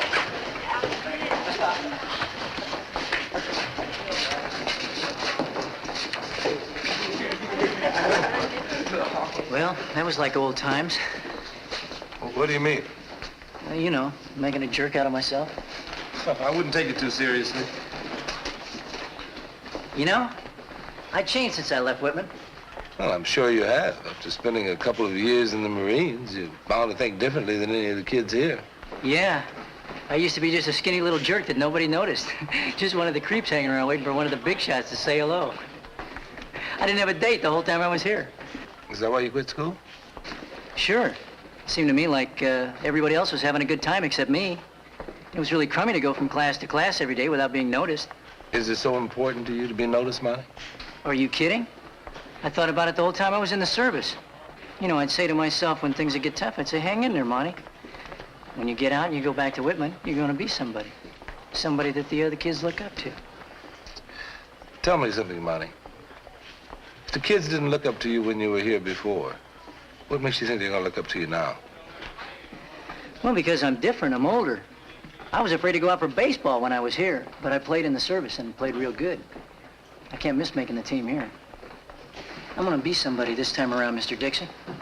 You just watch me.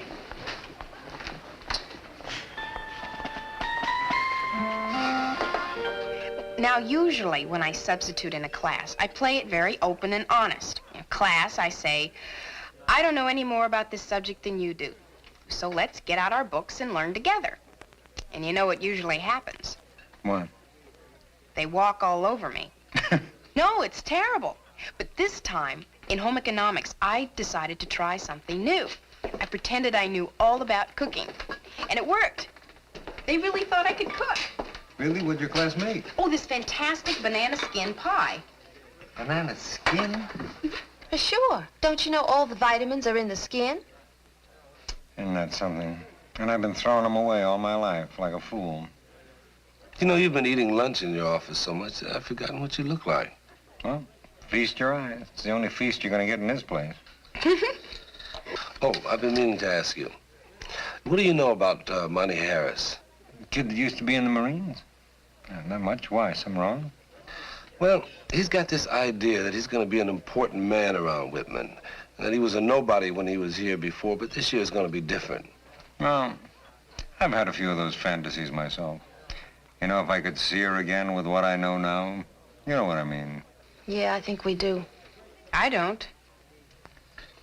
Well, at least you didn't try to act your fantasies out, you know, make them come true. I have a feeling that's what Monty's trying to do. They could be in for a big disappointment.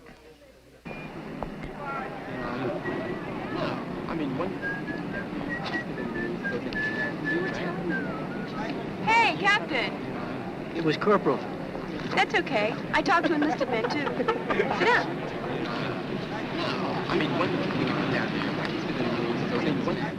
Ah, the Daily Summit Conference. They're the big deals, huh? They think so.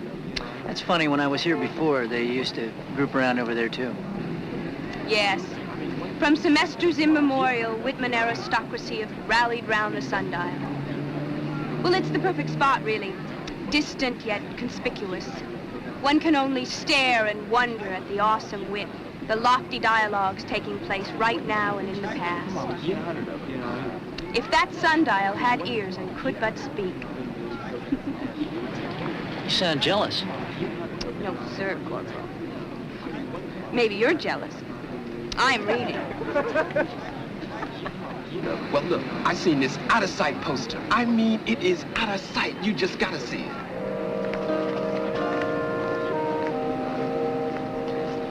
Well, how far is the bookstore? Just about 2 blocks. Oh, come on, we got time. Yeah, let's go.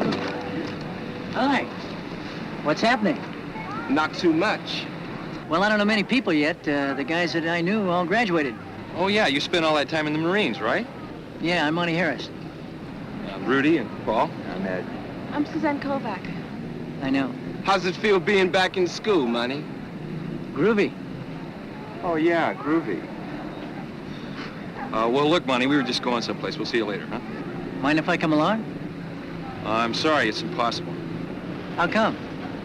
Well, that's a military secret. Right, guys? Yeah, we'll see you. Can I talk to you a minute? Sure, I'll catch up. What did I say wrong? Oh, don't mind them. They pick up on anything. Groovy isn't used much anymore. I mean, not around here. I see. Hey, where do you all hang out? I'd sure like to get back in the swing of things. No place in particular. Then maybe I could take you out sometime to a movie or something. Oh, well, I don't think so. Well, why not? You going with somebody? Hey, Susie, you coming? Be right there. Look, I don't think so. Why? You think these guys are any better than me? I just don't want to go out with you, okay? You really are pushy, you know that?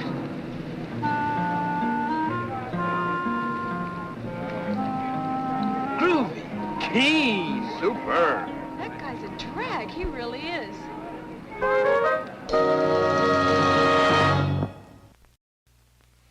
That's right, Jerry.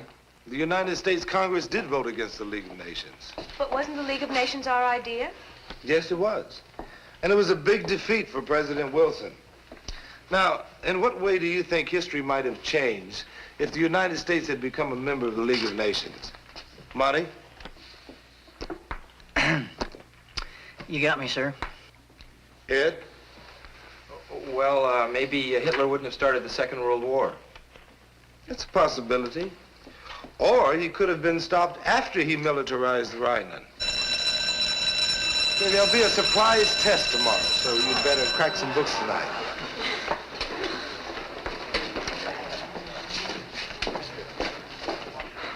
Monty, can I see you a minute? Yes, sir. You've been kind of quiet lately. Is anything wrong? No, sir, I don't think so. Actually, I think I've just been changing my tactics. Oh. Yeah, I was coming on pretty strong and putting everybody uptight, so I thought I'd just cool it. You know, take things a little easier. Well, glad to hear it. Don't worry, sir. Everything will be all right. But thank you for asking. Hey, you guys, here we come. Hey, Monty. Listen, would you do us a big favor? Sure, what is it? Well, the guys and I have been talking, you know, about the draft. And one of these days we're gonna get called up. At least some of us. So? Well, we figured since you've been in already, you could give us some pointers. Pointers, huh? Yeah, like what to expect and all that. Well, gee, I really don't know where to begin. Well, Monty, why'd you join up in the first place? What a question. He doesn't like to see the little guy shoved around, right, Monty? Well, to tell you the truth, Hey, Monty, you think the Marines could make a man out of him? Who wants to be a man? I like being a boy. But boys don't get to wear uniforms, right? And go to Japan and... Okay, that's enough. Japan? Now that must have been groovy.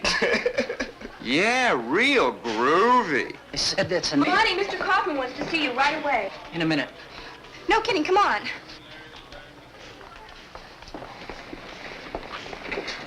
Monty, What does Kaufman want? well, the thing is, The thing is what? he doesn't want to see you. What is this? Well, I saw what those creeps were doing, and I had to get you away from them. You don't have to protect me. I wasn't protecting you. I was protecting them.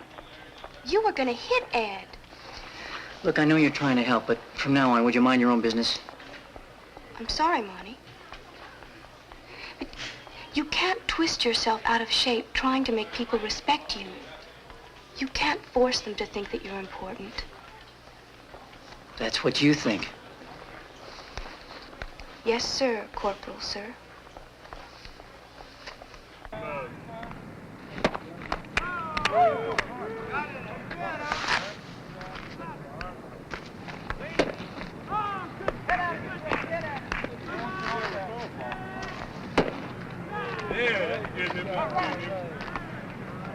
Right away.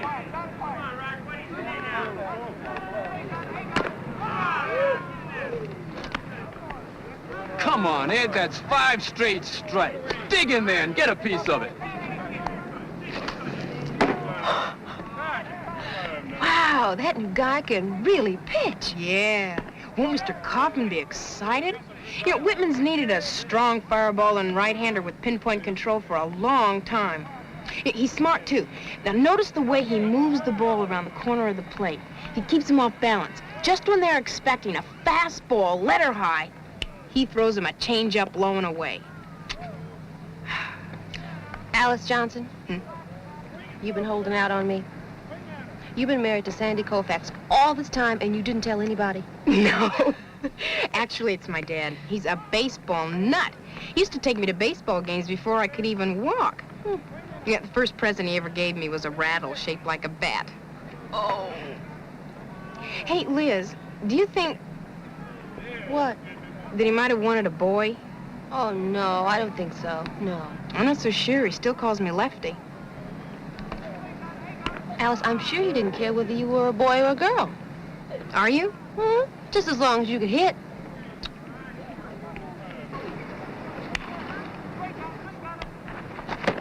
Okay, that's enough. Who's next? You, get up there. Come on, you guys are swinging like rusty gates. Harris, how's the arm? Swell. I've been working out. Okay, we don't want you to hurt yourself. Just pitch to one more batter. Hi. Hi. Hi. Hello. How we doing? Any new prospects? Yeah, the kid on the mound. You better sign him fast, Mr. Kaufman, before Webster hears about him. Really? If Alice Johnson says he's good, he is good. Do you know him, Mr. Kaufman? Yes, I do. Well, that's Monty Harris. That's the ex-Marine I was telling you about. Ex-Marine? Yeah, the one who wanted to be noticed so badly. Well, looks like he's gonna get his wish. Pete, did you say ex-Marine? Sure.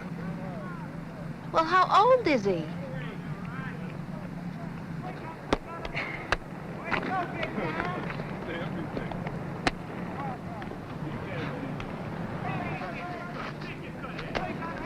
Okay, let's call it a day. Fellas, 3 laps around the field and then into the showers.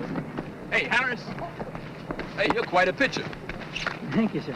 Listen, we can use you around here. Take your laps around the field and I'll see you tomorrow. Thanks, Coach. And Harris, take care of that arm of yours. Yes, sir. How you doing? Okay, Monty. We'll see you tomorrow. Yeah.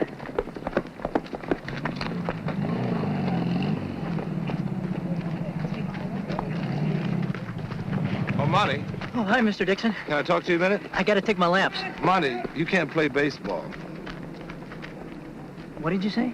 I said you're ineligible to play baseball here at Whitman. Not eligible? What do you mean?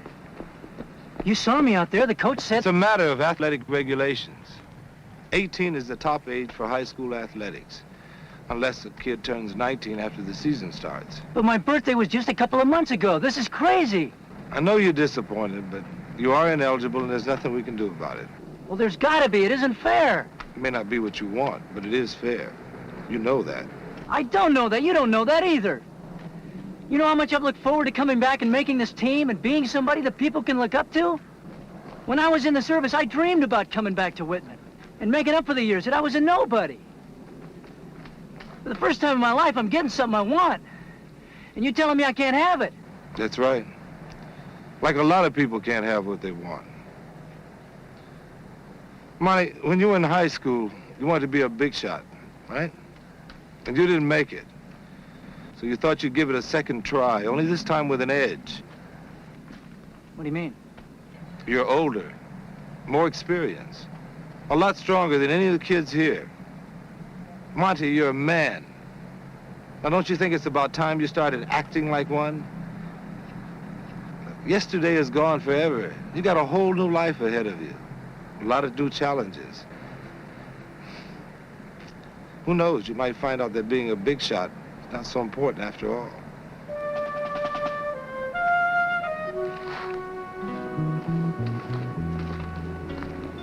He's right, Monty. Don't you think you ought to grow up? Look, leave me alone, will you? All right, Monty, but first, I want to tell you something. You've been so busy trying to make the whole world think you're so darn important that you've turned your back on the one person around here who really does think that you're important. Me, Valerie Henderson. And if that's not good enough for you, well, then why don't you just re-enlist or re-up or whatever they call it? Or at least go take a shower and drown yourself.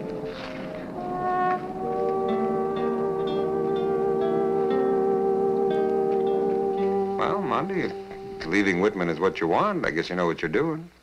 Yes, sir, I do. You think you ought to, think about it a little longer? It wouldn't change anything. Are you, quitting because you can't play baseball? Yeah, in a way. See, it's like Mr. Dixon said. I came back here trying to relive yesterday. Well, yesterday's gone forever. I don't belong here anymore. I've got today and tomorrow to think about. Anyway, that's why I'm quitting. No, I can certainly understand why you feel you have to, leave Whitman, but I'd like to see you continue your education someplace else, like adult night extension courses. Well, I've already enrolled. Oh, you have? Sure. Now I'll be going to school with kids my own age. And older. You know, some of those kids are considerably older. Well, good, I'm pleased. Thank you, sir. And thank you, Mr. Dixon. Muggsy. Come back visit us sometime. I will. Bye-bye. Bye-bye.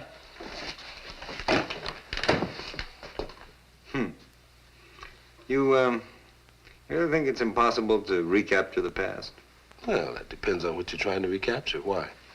Well, you know, when I was in college, I was a pretty fair long-distance runner. Not great, but steady, you know.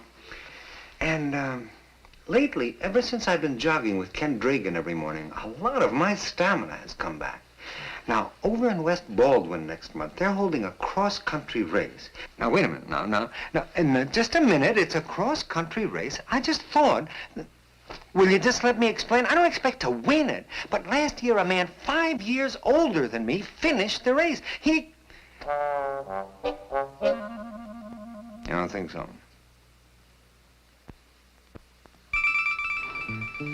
I don't think so either.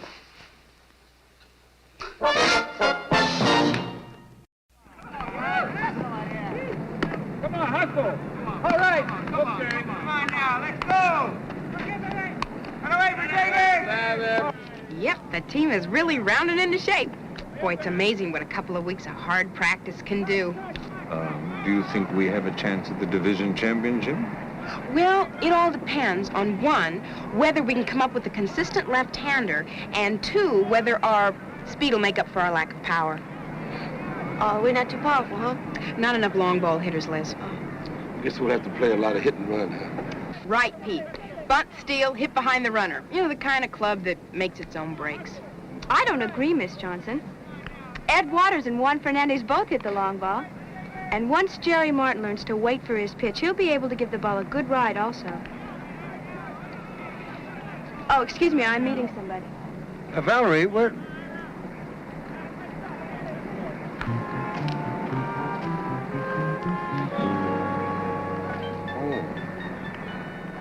I was going to ask her where she learned so much about baseball. Come on, Ed! You can do better than that! Come on, relax those shoulders. Give it a nice level cut. Come on, you can do it! Be a hitter up there, Ed, boy! Be a hitter! Be a hitter! Gosh, you just can't relax.